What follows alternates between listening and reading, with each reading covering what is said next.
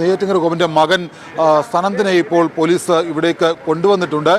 ഇപ്പോഴാണ് നെയ്യാറ്റിൻകര മകൻ സനന്ദിനെ ഇവിടേക്ക് കൊണ്ടുവരുന്നത്. ഇപ്പോൾ ഇതിന് ശേഷമായിരിക്കും ഒരുപക്ഷെ സനന്ദൻ പ്രതികരിക്കുക. ഞാൻ നേരത്തെ സൂചിപ്പിച്ചതുപോലെ രണ്ട് മക്കളാണ് നെയ്യാറ്റിൻകര ഗോപനുള്ളത്. ഒന്ന് സനന്ദനും അതുപോലെ രാജസേനനും സനന്ദനുമൊക്കെ കഴിഞ്ഞ ദിവസങ്ങളിൽ നിരന്തരം മാധ്യമങ്ങളടക്കം പ്രതികരിച്ചിരുന്നു. ആദ്യഘട്ടത്തിൽ പൂർണ്ണമായിട്ട് ഈ മൃതദേഹം പുറത്തെടുത്ത് പരിശോധന നടത്തുന്നതിനോട് ഒരു തരത്തിലും ഒരു അനുകൂല നിലപാട് സ്വീകരിക്കാൻ കുടുംബം തയ്യാറായിരുന്നില്ല.